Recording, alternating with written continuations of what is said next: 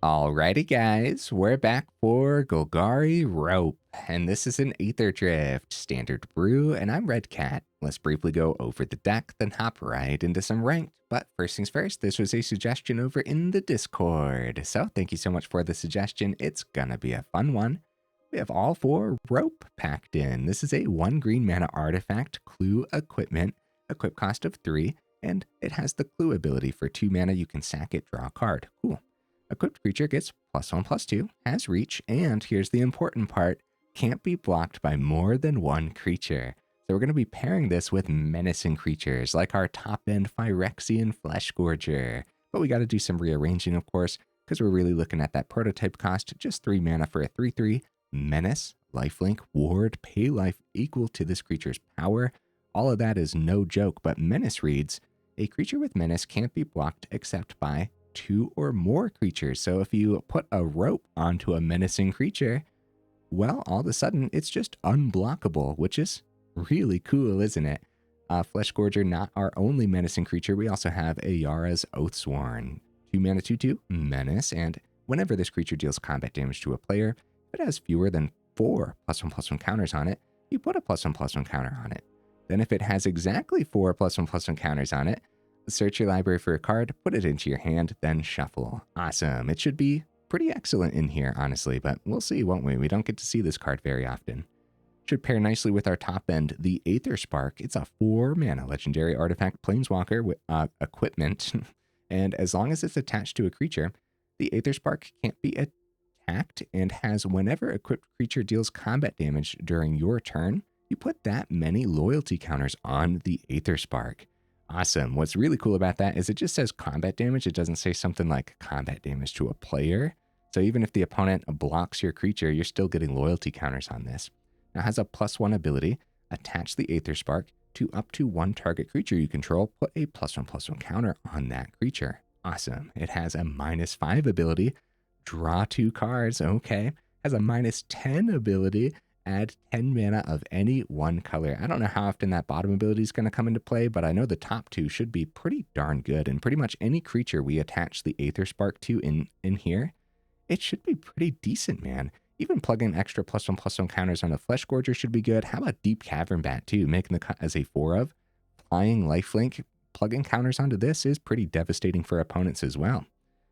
At that point, Deep-Cavern Bat's going to have a pretty big target on his back because you also took the opponent's board wipe out of their hand when you played it too. So there's going to be so many other creatures that have huge targets on their back in here, though, like Sheoldred making the cut here on the top end as 3 of. Also should be a pretty decent one to put the Aetherspark onto, or just have the Aetherspark on the board with the Sheoldred, because that -5 should be really easy to do and consistently do every single turn, especially if you're swinging in with big old chunky creatures. We also have a couple of Glissa Sunslayers because Golgari, and it's a very, very good card, isn't it? Also, with First Strike Death Touch, it'll get through quite often, won't it? I have a couple Gicks because our creatures are getting through quite often. You know, even the evasion on Deep-Cavern Bat pairs beautifully with the Gicks, but then evasion on Oathsworn, Fleshgorger, Death Touch on Sunslayer, and Sheoldred. Our creatures should be slipping through very, very often. Gicks is going to be excellent card drawing here. Bit of early ramp with Llanowar Elves. I thought about some like early menacing creatures instead. I just landed on Llanowar Elves because I think that early ramp's going to be excellent, especially when the equip cost on rope is so expensive. How about some removal, guys? We got a couple cut downs, a couple Tear Asunders, and a couple Bitter Triumphs, but this is very important. You're going to want to choose your spot removal of choice, whatever's working best for you in the meta that you're currently seeing. Cards like Anoint with Affliction or Sheoldred's Edict could be considered for this list. And honestly, it just depends what you're seeing. Hopefully, the spot removal I chose here is going to work fine for what we see today. Over in the mana base, guys, I'm opting for early land. All 4 Marsh, all 4 Verge, and also 4 Fabled Passage too. We'll see how well this holds up because double black in Gix, double black in Fleshgorger. It really depends. If you have that turn 1 Llanowar Elves, you might only have a turn 3 double green or something. So we'll see how well the mana base holds up. No honorable mentions today, guys. What should have made the cut at the very least as an honorable mention? Either way, I do my dandiest to save the more in-depth discussion for the end of the video, so look forward to that. In the meantime, let's go ahead, take this into some ranked, see how we do.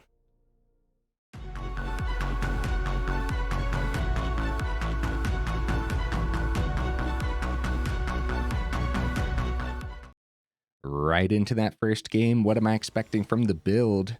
I don't know, man. We got a lot of good cards packed in. I know that much. So as long as we see what we need to see, I think we'll be fine.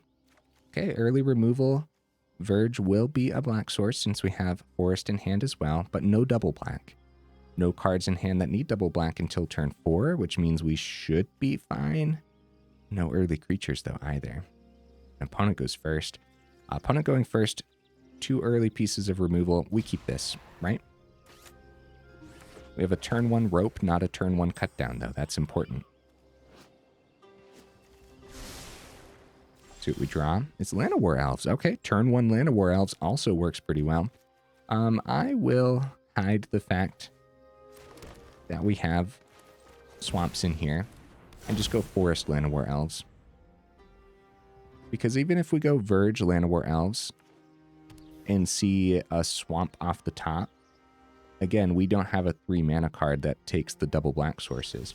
In other words, we would have played the mana out a little differently there. Okay, Esper colors. Ew. Alright. We have Rope, and then we can keep Bitter Triumph open.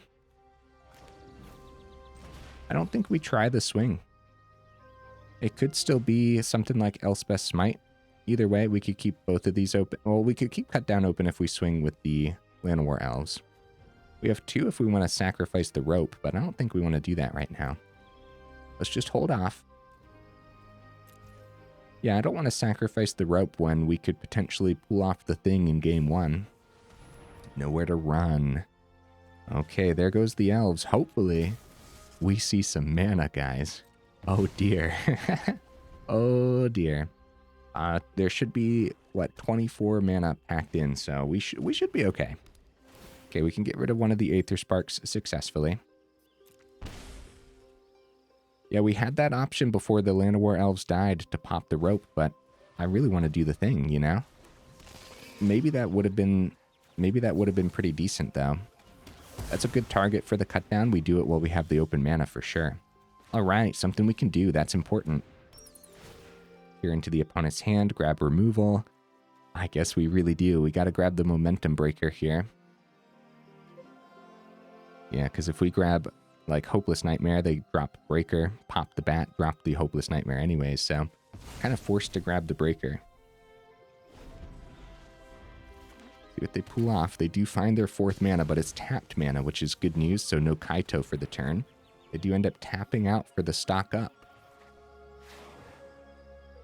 I've seen Stock Up appearing more and more often, and every time I see it, I'm thoroughly impressed. It's like top 5 cards is no joke. Then 2 of them into your hand, not just 1. My goodness, you know? All right, Fabled Passage, unfortunately, is going to be tapped mana. Again, we still have the draw on the Rope. This might be one of those cases where we wait till the end of their turn to do the Fabled Passage. Grab another black source, I can imagine. All right, let's see what the opponent pulls off here. Unfortunately, Bitter Triumph won't be able to hit the Kaito till after a swing. I don't know if that's what they do for the turn anyways, though. Okay, more tapped mana from the opponent, but they still got 4 open. Nurturing Pixie, bounce the Nowhere to Run. Okay, that's definitely a problem. Definitely a problem. I don't think we want to drop the Bitter Triumph on the Pixie.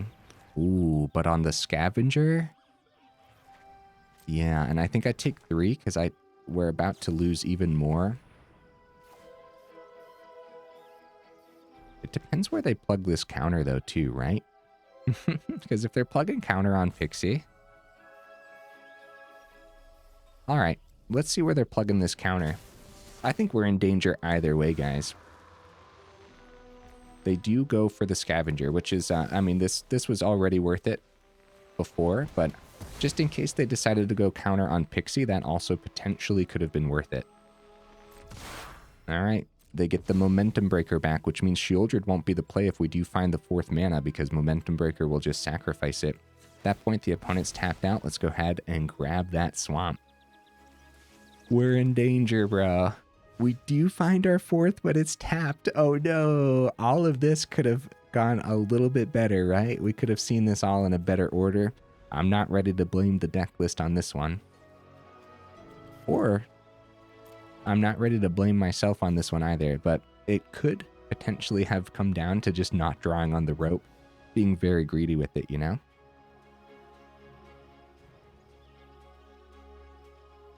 Looks like they're going to go ahead and bring out the Kaito. Yeah, I guess we could still draw on the rope, or we could have, what we could have done was we could have drawn on the rope before the swing too, and tried to find the cut down off the top. But man, I really want to do the thing. I don't want to pop the rope to the clue ability. One more turn before we pop it. But yeah, we're in danger, dude, because even if we play our top end, gonna die to Momentum Breaker. If we don't play our top end, we're gonna discard it. Looks like they're keeping the 2 open for one of the cards we don't know about. Probably another Nowhere to Run at that point, right? Well, crap. Very, very awkward first game, I would say. Let's go with... Let me just like play the Aetherspark and go plus. There's not a lot we could do here, guys, unfortunately. I guess Aetherspark doesn't get picked up by Momentum Breaker, so that's a start, right? Because then we have a chance of seeing a different creature. Very, very awkward. What was my discard earlier? Oh, I discarded the second Aetherspark. Yeah, that makes sense. So the card that we didn't know about was This Town Ain't Big Enough, which we definitely should not be surprised about. But at this point, we will discard, I guess, the Aetherspark? I don't know, man. I don't know. Oh, no. And Pixie bounces the Hopeless Nightmare anyways. Then they can play the Hopeless Nightmare again. Sheoldred's a goner. Esper Pixie, absolute menace. But any deck list that we would have seen from the opponents, this would have been pretty bad. A very, very bad lineup, I would say. Oh, Gix. Hi. We still can't attach the rope. Funny enough, right? At that point, Gix gets picked up from the Nowhere to Run, which does have flash, unlike the Momentum Breaker. And we'll let the opponent swing on in too. They might have some quests to get done. Playing out some Esper colors, which is totally fine. Yeah, completely picked apart there. Let's go ahead, finally pop this rope. Maybe something I should have done early on there. Oh, Fabled Passage. Okay. So something else noteworthy too was the opening hand. Potentially, we should have mulliganed, right? What was in the opening hand? How much mana? Well, 2 mana then, right? Because we were looking for more. We don't talk about that game. We don't talk about that one, guys. let's keep the ball rolling, roll it into some victories, roll it into some less awkward hands maybe as well. I think overall the curve should be fine and dandy. Yeah, we should be good to go. But something noteworthy in that game too was like double Aetherspark wasn't that great. Yeah, we discarded the other one anyways, but maybe talking about going down to just 2 Aethersparks could be pretty decent. At that point, I would consider more early removal too.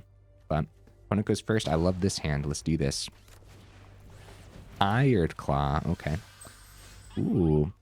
So, okay, so here's a thing. Because we don't have any dual lands, a turn 1 Llanowar Elves does not equal turn 2 Fleshgorger. Because our first land would actually need to be a dual land in order to pull that off. So it's very important, man, but that doesn't stop us from going turn 1 Llanowar Elves. Yeah, because it still could come in handy. For example, if we see Glissa or something off the top. I don't know if Llanowar Elves sticks around anyways. They keep in 2. We're going to play Manifold Mouse. Okay. Okay, Rope is not bad. Yeah, that's good. That's good, because we can get this down with the Deep-Cavern Bat. Peer into the opponent's hand and grab some burn, probably. Bitter Triumph is also pretty good to hit the mouse with, but I think we want to peer into their hand first. Okay, the other Hired Claw would be great, but of course the Witchstalker Frenzy will just pop the Deep-Cavern Bat anyways, and then they'll get the Hired Claw back, so it's got to be the Witchstalker Frenzy. Hopefully this lifelink can do a little something for us too if they miss some burn. Yeah, second Hired Claw is pretty scary. Double strike on Manifold Mouse. Let's see what they ended up drawing for the turn. I will say this already, much less awkward for the first two turns here. Okay, they're going to just activate the Hired Claw ability for an extra point of damage. That's great news for us because it wasn't like a Monstrous Rage or something. Plugging an extra 3 for them. Okay, Verge is good. We do have the Aetherspark if we want to put it onto the Deep-Cavern Bat. Like, how risky do we want to play it? You know what I mean? The Fleshgorger is pretty darn good too, man. It blocks really well on the ground for the most part, depending on what they end up doing. You know what? We're at 12. I'd say even if we do the Fleshgorger, they could technically win next turn, depending on what this card was, right? I'm going to go for it. Lands, am I right? No, lands are looking great so far over here.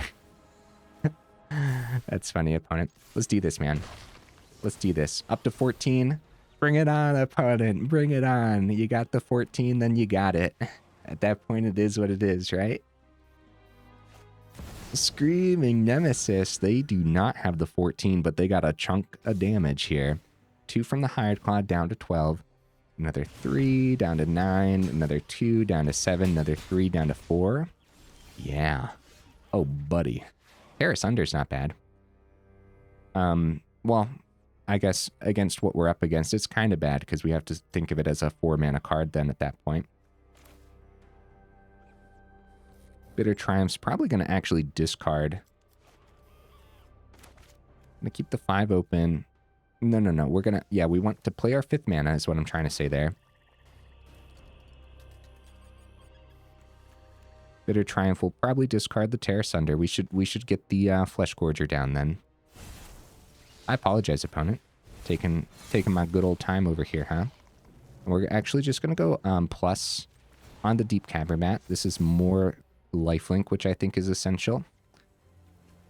Bitter Triumph is going to have to hit the Nemesis. Do we keep the Deep-Cavern Bat as a blocker this time? I guess so. We also could have started with draw.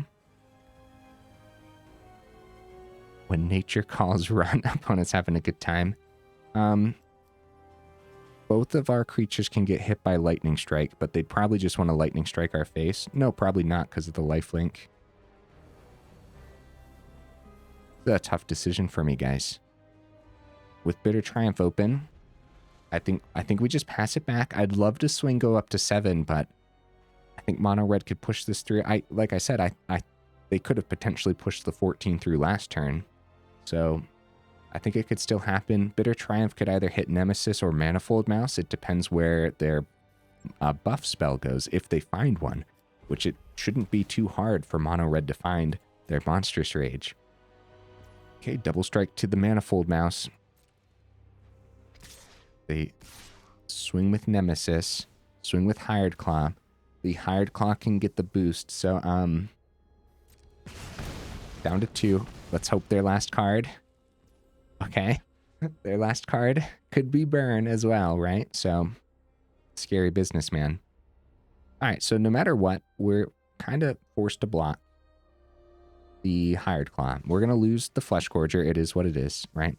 And then we're going to go Bitter Triumph on the Screaming Nemesis.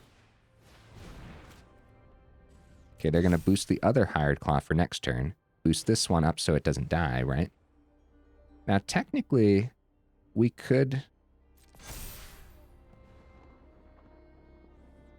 Yeah. No. Nemesis has to go, huh? Tough decisions, man. I hope this is fine. So by holding the bat back, we prevented a full swing. Okay, Bitter Triumph. Okay, we're going to start with the card draw. Ayara's Oathsworn. Yeah, but by holding that back, we didn't get the extra 3 life gain either. So we have the 3 mana to attach. We could also draw on the rope, which makes me sad. But we can also attach this to the Deep-Cavern Bat, gain 4, and still keep the Bitter Triumph open again. I don't know, man. I don't know. We will swing with the Deep-Cavern Bat. And just go Bitter Triumph, but we'll use the Bitter Triumph after a chump on the Llanowar Elves, probably. I would say that's probably fine. Also 2 open for the clue if that's what we want to do. Also not swinging with Deep-Cavern Bat last turn means, you know, that could have been an extra 3 in the air, which would have gotten us closer maybe. At any point, I mean, I think we've kind of gotten lucky at this point in the game. The opponent missing their Monstrous Rage and stuff, or just missing the extra burn that they could have used. Hard Claw has been an absolute menace. We can chump with Llanowar Elves. I don't know what that last card in hand is. We could chump the biggest Hired Claw or the other one that they're going to boost to and pop the biggest one with the Bitter. I think the chump is going to be worth it. The question is, do we really want to chump the Manifold Mouse? I say no, because they've missed the Monstrous Rage this long. Might as well continue, right? They go for the boost on the Hired Claw that we didn't block. And they still have 2 open. We do want to discard a card, and it's going to be the Llanowar Elves, because the Oathsworn could still do something. All right. They still got 2. They're going to boost the Hired Claw that we did block. Down to 4. Is this Deep-Cavern Bat going to do the thing? I think we probably want to go for the card draw again on the Aetherspark. Card advantage is important. Oh, it's a bunch of mana. That's really, really bad news. All right, well, we definitely want to thin the deck list with the Fabled Passage, for sure. A Swamp is fine. Go for the swing. Deep-Cavern Bat's a pretty good blocker, unless they find a Witchstalker Frenzy. But it's kind of like I said. Okay, so we also have the Sacrifice on the clue. Unfortunately, Rope is not doing the thing for me right now. The extra +1 is fine, but I want to find more. Like a Glissa would be so good. Or something. Something that blocks... Oh, there we go. There we go, guys. That blocks pretty well. Okay, let's see what we can get done here. That's one thing in that first game. Hey, GG opponent. Holy cow, man. The lifelink was essential there. Taking out the Screaming Nemesis was essential too. Like, we saw the removal we needed. I feel like we maybe got a little bit lucky. There were definitely moments where we took a lot of damage, and it could have easily been even more damage from mono red. So yeah, not bad. We kind of showcased a part of the deck list. I do really, really like the Aetherspark here so far. The Aetherspark on the Deep-Cavern Bat, literally the only reason we were able to sustain ourselves at all.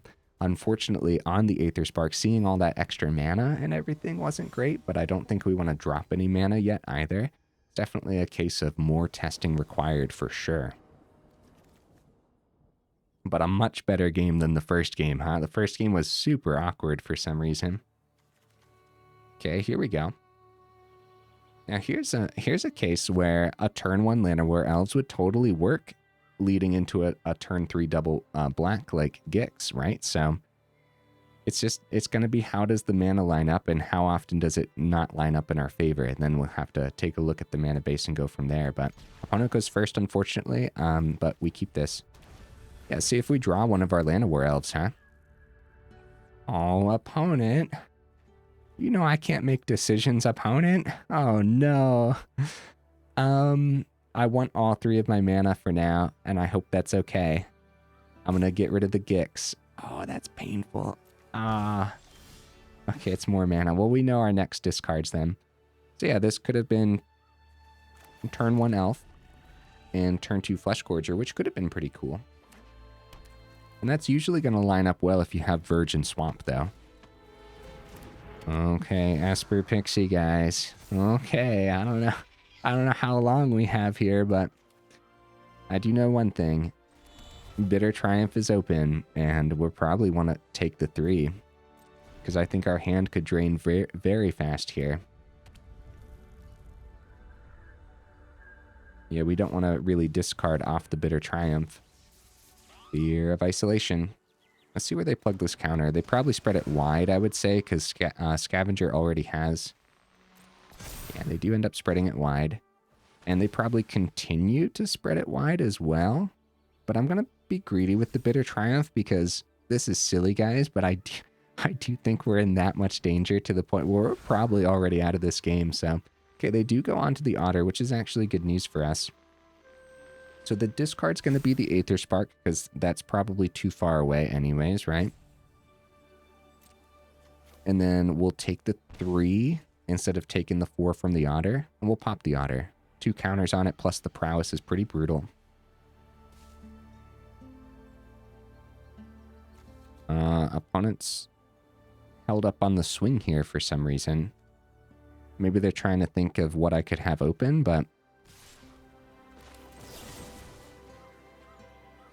maybe we could discard a land instead of taking 3. Oh, crap, guys.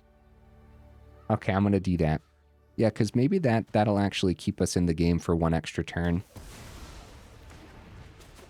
Yeah, the problem is once you... Okay, Oathsworn. Not terrible. Get that Fleshgorger down. I think the discard would probably be Oathsworn, because if we see the 4th mana, Sheoldred on the board could be really good. Nowhere to Run gets around that ward cost. Easy, easy, bro. Also, Scavenger boost. In danger. In danger. We do find the 4th, but it's a Blooming Marsh. Huh. We might need to rearrange the mana base a little bit, but I'm still not convinced. We need more testing, guys. So with only 3 mana, they probably don't have the 9 this turn, but they could. Actually, it would be more likely that they had the 9 if they had the Prowess creature still around, right? So we will discard the Oathsworn, even though I don't think Sheoldred's going to do much for us next turn anyways. I guess... Oh, Rope. I guess technically... good game, opponent. Yeah, they're going to fly right over the Sheoldred. Also, if they don't even have to swing, there's a potential that they could just bounce the Hopeless Nightmare and Sheoldred with like this town ain't big enough or something. Like, there's so many options for them, it's not even funny, right? Okay, that's another instance of, even if it wasn't Esper Pixie, Esper Pixie's brutal, brutal stuff, right? But even if it wasn't, were we really lined up to do a lot there? Maybe. Maybe I should be a little bit more mulligan friendly, maybe? Perhaps. Okay, our green source can be the Fabled Passage. I like this. We go first? Holy cow, let's go, guys. Turn 2 Deep-Cavern Bat when we're going first. Should be really good. I guess we'll thin the deck list. I'll wait till the end of their turn. Lands, am I right? Opponents are having a good time today, which is good. Grab a forest. All right. I'm glad we thinned the deck list. We have everything we need for a little while. Deep-Cavern Bat probably gets picked up by Cut Down. I think I'd rather that than the Oathsworn. I'll be pretty sad today if we don't get a Rope onto our menacing creatures. All right, Cut Down number 1 out of the opponent's deck list. They have Go for the Throw, Anoint with Affliction, Bloodletter, Phyrexian Arena. Oh, buddy. Okay. We definitely want to see stuff off the top that's not land. Nice. That's good. I guess Llanowar Elves, see if they waste their Anoint with Affliction on it. No, probably not. Ayara's Oathsworn. We gotta get these creatures down so they get picked up by the spot removal, so that way Sheoldred doesn't get picked up by the spot removal, right? Keeping their Go for the Throat around. Probably set up with Phyrexian Arena. Gix. Man, just getting Sheoldred down, letting it die to the Go for the Throat might not be as good as just playing the Gix. getting the swing and drawing a card, you know?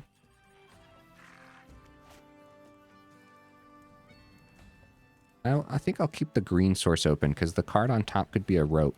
That's what we're going for, man. Let's do this. Hopefully that's not silly. Not playing Sheoldred, right? Alright, let's see what we see. Opponent drops us a nice deck. Can we see the cut down? Oh no, that's what I get for... I don't think it'll have a target anyways, but that's what I get for keeping the forest open, right? The mana's been a little weird, hasn't it? I guess more dual lands could be something. Actually pass it back. Blooming Marsh. I think you're supposed to show up at the beginning of the game, actually. I think that's how that usually works, right? So, unfortunately, they have the Go for the Throat open. So even if we go for, well, I guess that eats that and then Gix gets through. Or we don't have to keep that open, actually. We can try swinging with Llanowar Elves and the Gix. Yeah, Sheoldred gets eaten by the Go for the Throat. The question is it going to be more spot removal for the Gix as well? And this is just Sheoldred number 1. They don't know that we have the second one. Okay, Go for the Throat. Popping the Gix is pretty brutal. They don't care about Sheoldred, I guess? Let's go for the swing anyways. Yeah. I'm going to play the mana, too. Liliana might exist over there. Discarding Cut Down isn't terrible. Besides, they'd probably want a -2, even though we have Llanowar Elves to sacrifice. So that's probably not what's going to happen this turn. 5th mana comes down. When's that Bloodletter hitting?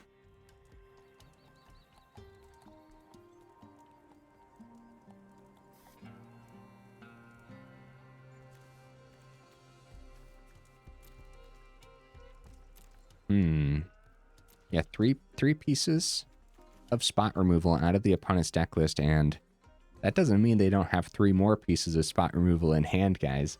There's the Liliana, actually. Let's see if they go plus or -2. This is my home, and I don't appreciate it when people touch my things. They go -2, so that's everything I was saying already, right? So let's see what else they end up doing. Duress picks up the cut down. Second Sheoldred not doing a lot here for us, man. More mana not doing a lot either. You know, it would have been great. Aetherspark. Because then even if they popped the Sheoldred, we'd have a big old chunky Aetherspark to restock our hand. So swinging at the opponent's face wouldn't be terrible. We got the +1. We could always discard the forest, I guess. We don't need more mana on the board. And I'm not scared of the Liliana right now. So hopefully this isn't a mistake. But the Sheoldred punish from the Phyrexian Arena too seems really good, right? Down to 3. See what we can pull off here, man. They got 3 cards we don't know about. They start with the discard, and we're going to go for the forest, of course. That's why we kept it in hand. They discard Bloodletter. They're looking for... Okay, Unholy Annex, but they're at 3. So that should be very scary for them. Oh. They didn't have any life gain in hand, I suppose. Good game, opponent. That was funny. I wonder if that was their way of conceding. Maybe. Yeah, they used all their spot removal, which is surprising, guys. It was only 3 pieces. Like, yeah, you could make the argument like, man, that's a lot. Like, every creature we played died. But by the point we had the Sheoldred down, they ran out. It's something. It is. One more game, guys. Let's do this. It's just like felt a little awkward. Some changes here and there might be necessary. It could just also be how it's playing out right now, too. Sometimes that's just Magic the Gathering, you know? But we'll talk more about that in the final thoughts. All right, opponent, what you bringing to the table, buddy? Right. Yeah, good enough, right? Yeah. Grab the green source on the Fabled Passage. We don't need double black yet. Might start with just the swamp. We go first, unfortunately, so... See, maybe this is what I mean by maybe I should mulligan more, too. Because, like, it's been a little awkward. Maybe Fabled Passage isn't the best. I might drop 1 Fabled Passage. Go up a Surveil land. That might be... I might drop 2 Fabled Passage, go up 2 Surveil lands because it has felt a lot more greedy than I initially anticipated, right? You don't want to start with the swamp here just to keep the cut down open, because if you miss your second open, then you won't have the Deep-Cavern Bat on too. In this scenario, if we miss the second open mana, right, then at least we'll still have the turn 2 Deep-Cavern Bat, which I think could be really important here. Okay, it's going to be tapped land. We'll go ahead and pop the Fabled Passage, grab a green source. Okay, Llanowar Elves. We could go Llanowar Elves and keep the cut down open this time. I think it's just better to peer into the opponent's hand, though. Especially since, okay, Deadly Cover-Up, Treasure Map, and a lot of land. So Treasure Map's not one that we get to see often. I like that addition, opponent. Deadly Cover-Up will eventually be devastating, but I don't know what to take here. I'm going to take the Jace. Deadly Cover-Up's pretty far away. Hopefully that's okay. They get the treasure map down. Okay. It's a forest, guys. So we need that second black source when it comes time for Sheoldred, but outside of that, everything else is pretty fine here, isn't it? I'll probably play both Llanowar Elves. Tear Asunder can pick up the treasure map. That could be pretty good before they get any extra benefits from it. Also doubling down on Llanowar Elves instead of keeping one for after the Deadly Cover-Up. We'll do this before they untap. I guess that's okay. I guess that's fine. We used all our mana. Treasure map number 2. Nice. They can activate it now too, because they have one open. Hey, there we go. Fabled Passage. Not bad at all, guys. Get that swamp. So Sheoldred's ready to go.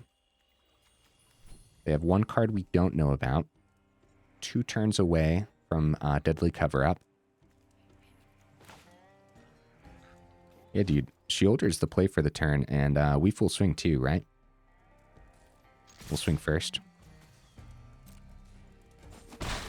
All right. So there's a lot of things that we could see off the top that would be pretty darn good here, I would say. The biggest fear is if they pull off a board wipe this turn for some reason. Outside of that, well, if they don't somehow, right, then there's their 4th. Okay.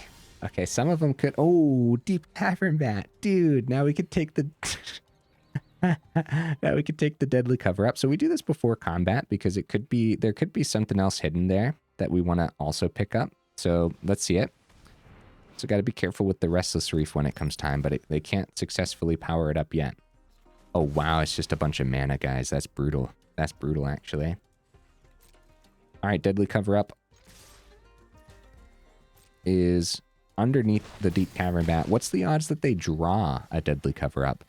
I'm going to say low, even with the Scry. And I'm just going to play the Llanowar Elves. Let's be real. If we play around the Deadly Cover-Up, okay? If we play around it and we keep a Llanowar Elves back and they wipe a board state that we have right now, they get the other Deadly Cover-Up, they get the Jace back too, right? I think, they keep it on top. That's terrible news, guy. Oh, no. Oh, no. Okay. Anyways, what I was getting at, even if we keep the Llanowar Elves back, we play around the Deadly Cover-Up, I think we would lose anyways. What we would do on our next turn is just play an Elves. Oh. Okay, that's not as bad. That's not as bad. That's pretty good, though, for the opponent. They still got 2 open, but we have the Sheoldred still. So if I would have kept Elves in hand, we would have still been able to play that, but yeah. Looks like it's just going to be treasure map open because we can see everything in the opponent's hand.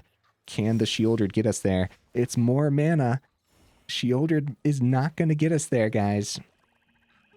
I'm scared. I'm scared. We know no matter what that they have the Deadly Cover-Up to clean up this Sheoldred, so we have to figure out a way to push the last point of damage through. That's 3 counters on the treasure map now too, right? So they do end up transforming it. They get 3 treasure tokens as well, which is actually really good.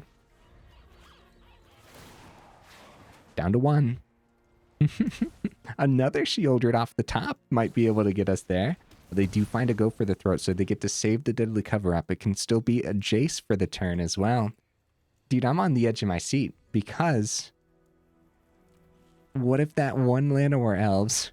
No, if I would have played the Llanowar Elves, it wouldn't have been go for the throat for the turn. It would have been the deadly cover-up, right? Or, I guess it depends, yeah, what they end up drawing too. They still got 4 mana open. Aetherspark, dude. That could have been pretty sick, man. All right. I'll play my Planeswalker too, opponent. Submit 0, of course. Now, next turn, we do have the -5 if they don't hit the Aetherspark. I guess they do have Restless Reef if they want to keep it tame. Right? So, cut down doesn't hit the Restless Reef. I think we're in danger, dude. I'm trying to think of how this deck list can get that 1 through, and without that Sheoldred, I don't know. We do have 2 more Sheoldreds in the deck list, though, which is important, which is why we might actually go for the -5 ability on Aetherspark if they don't swing with the Restless Reef. I really think they should. Which probably means the opponent thinks they should, too. They go for a draw on the Treasure Co. Guys, look at this treasure map doing the thing. I really like seeing this making an appearance in the opponent's deck list. And they had 2 of them, too. I think it was totally worth it. Deadly cover-up. They're collecting evidence. Oh, guys. Sheoldred. Yep. They knew. They knew, guys. They knew it was our only hope. No, opponent, that's such a good play, dude. Oh, no. Oh, no. That's so good. Yeah, they have 4 cards in hand. Cut down. Oh, no. Right. Now they're probably going to go Restless Reef. Yeah, we're just going to go card draw. Draw 2. We're fine. We're fine. We're fine. Everything's fine. Oh, Deep-Cavern Bat. Still got 2 mana open, guys. That's terrifying. All right, let's peer into the opponent's hand. Maybe grab some removal. They can activate the removal now, though, with their treasures. Anoint with Affliction. They're letting us grab that. That's great news. Tear Asunder is open. It's not open for a creature, though. It's open for an artifact or enchantment. Doesn't look like they're going to activate the clue. It's much better just to use the Treasure Cove sack of treasure at that point. Oh, the Jace top ability, yeah. So that actually keeps the Deep-Cavern Bat at bay anyways. So that does make a little bit of sense then. It's like they might start swinging with the Restless Reef. It's a lot of mana, opponent.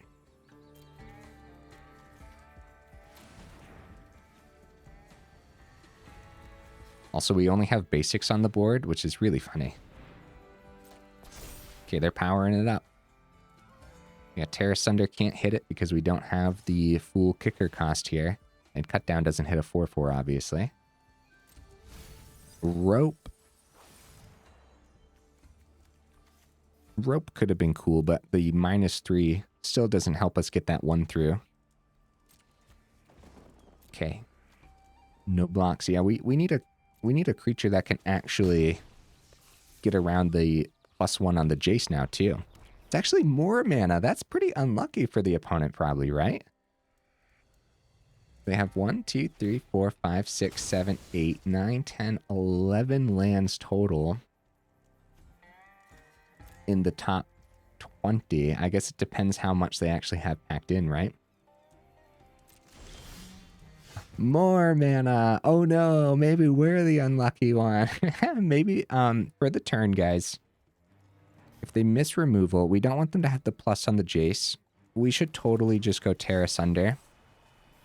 Pick it, pop the Jace. If they miss removal, which they might, it kind of feels like they're getting a little unlucky. Then maybe the Deep-Cavern Bat can push that 1 through. At that point, we still have Cut Down open, which I should have actually just tapped my own land, because we could have gotten rid of both forests and kept both Cut Downs open. Okay, no attacks because -2 is not going to do anything. Oh no, their one card was a Cut Down. No, they get the Anoint with Affliction back. This is funny, dude. I guess we're on the run, right? I guess we really are. Taking the Sheoldreds. Is there anything?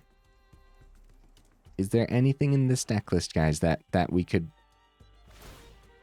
We have to get it around the Anoint with Affliction. Even if we do, we have to get it around their extra card draw and everything. Oh, Glissa, Gix, Ayara's Oathsworn, all that would have been picked up by the Anoint with Affliction anyways. River Churn comes down. Guys, we're going to play this out. We're going to let the opponent have some fun here because, yeah, they can win in just a couple turns off the mill. Mill 2, and then next turn, a Swing with the Reef, and then they can pay the 4 for the exhaust on the monument. It's a Blooming Marsh. Oh no, womp womp. Yeah, let's let them do this. I actually, when we played River Churn, it was actually really fun, guys. This was actually a really fun card. So they can Swing with the Reef. That puts us down to 19 cards in the deck list, and we have 25 in the grave that we will mill off the top with the exhaustibility on the monument. Good game, opponent. Held on for dear life at 1. Yeah, even, again, it comes down to that one turn where I played the Llanowar Elves. We got to talk about that again, because if I would have played the Llanowar Elves, yes, it would have been the deadly cover-up, but would they have had enough in that moment to collect evidence to exile the Sheoldreds? That's really, really important. Something to think about, man. They found the... It wasn't the big bad board wipe, but they found a board wipe on time when they needed it, too. That's very important. They could have easily missed that. However, they had... Treasure Map. Scrying. Dude, I feel like that really came in handy for the opponent. That was excellent there. That's just a really good deadly cover-up play, too. I was thoroughly impressed. That was a good one. All right, Golgari Rope. Here's the deck list again, guys. Do that rearranging. Aetherspark at 3. I actually really like this card. And we're ramping pretty well in here, too. 24 mana. The mana. The mana felt funny, right? Felt funny. Maybe like a forest for a surveil land. A Restless Cottage could be interesting too. Actually, you know, in that last game, a Demolition Field would have come in handy for the Restless, for the opponent's Restless land. More dual lands kind of feels necessary. I liked the Fabled Passage. I actually think that deck thinning is kind of essential here too. At 24 with the early ramp on Llanowar Elves, and you don't want to go up to 25, I would say, and going down to 23 might be greatly detrimental as well, because you really, really want to see your 3rd on 3 and your 4th on 4, right? So, yeah, if you miss those, you're going to start to get a little bit behind. I hope that those games showcased a little bit why I still opted for the Llanowar Elves. That's one of the reasons that the mana base felt awkward, though, too, so... I could actually see going down that Fabled Passage and going up that Demolition Field too. So we're changing the mana base a bit, but see, here's the problem, right? At what point does the Demolition Field also become detrimental? Because when you have that Fabled Passage, at least you're still kind of mana fixing, even though the deck list is relatively greedy with what mana it wants on the board at any given time.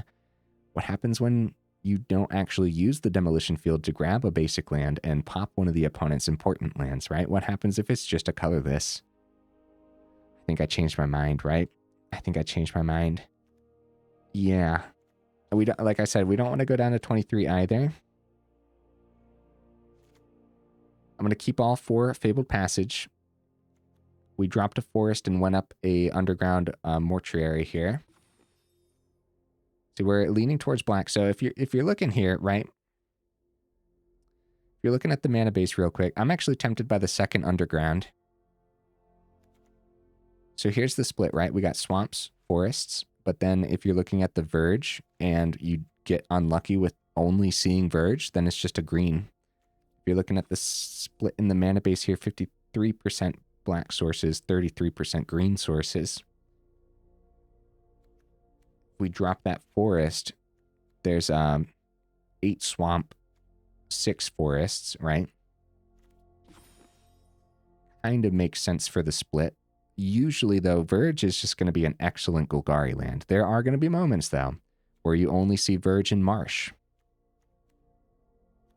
Yeah, I think more dual lands, man. I do. And unfortunately, I don't want them to be tapped, but Surveil also really comes in handy anyways. I usually don't like going up any rares and stuff at the end of videos as well, so always keep an eye on that. Because we do change up deck lists at the end of videos very often recently, so always keep an eye on that for sure.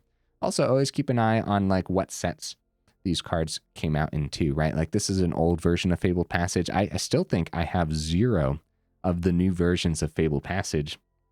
Well, at that point, why would I craft the new versions? You know what I mean? Definitely just save your rare wild cards. Always keep your eye on that for reprints and whatnot. Okay, guys, so we didn't get to do the rope thing with the Fleshgorger. I think, and the Oathsworn at that point. I think that's going to happen often. And it's going to be like, you know, we're trying to do the combo. You just, like, the opponents are just going to be removing everything or going too fast. Or it's just going to be like a devastating deck list like Esper, Pixie, and whatnot too. So at that point, you probably want to drop a couple pieces of the combo and just opt for more survival. And I could see dropping a couple ropes, and I could see dropping the Aetherspark as well. That's 3 cards that we could add to the deck list. And at that point, dude, probably got to be removal, right? But I wouldn't mind more creatures in here too. I wouldn't mind the 3rd Gix because I do think it was that important. But outside of that, the double black not being able to ramp successfully with it on Llanowar Elves is going to happen more often than you would hope. So maybe like the Sunslayer instead. At that point, then you can actually have double green on the board with only 1 black source and still have it on your turn 2 off of a Llanowar Elves, which is what just the value Golgari does anyways, right? So the big change that we did was we made the mana base more consistent, I hope. But it's also more tapped lands at the early game, which could really slow you down. What do you guys think about the Tear Asunder? Remember, all the spot removal needs to be your spot removal of choice for sure. Outside of that, guys, put this one on the do not craft list. It's going to be pretty janky, and it has a lot of mythics packed in. Fleshgorger, Aetherspark, Sheoldred, Gix are all mythic. Sunslayer is going to be a rare, and Oathsworn is going to be a rare. And when's the last time you saw Oathsworn? Outside of this channel, right? I don't think I've ever seen an opponent playing with Ayara's Oathsworn. Don't quote me on that. I just don't think I've ever seen this anywhere outside of my own build, so you don't want to craft it, you know what I mean? That being said, maybe you have all these cards. Okay, give it a spin for me. Let me know if it feels as awkward as it felt today, and let me know if I'm about right dropping an Aetherspark, dropping a couple ropes, and just opting for more survival. You think that would make it a little better? Probably. I don't necessarily want to do that, though. Maybe 1 Aetherspark. Maybe we go up something. What do you guys think we go up, though?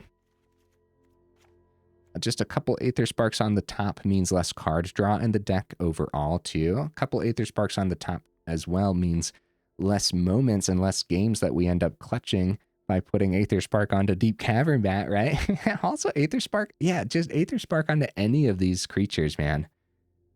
Never mind. I'm going to keep the 3. I'm going to keep it, but I am kind of split on that. I do think we want to drop down to 2, and I do think we want to drop a rope or 2 as well, but I don't want to take the soul out of the deck list either, so I would say that this is a pretty janky deck list overall, and it might just be how I put it together. There might be a better way to put rope with some menacing creatures. Let me know what maybe a different color combination.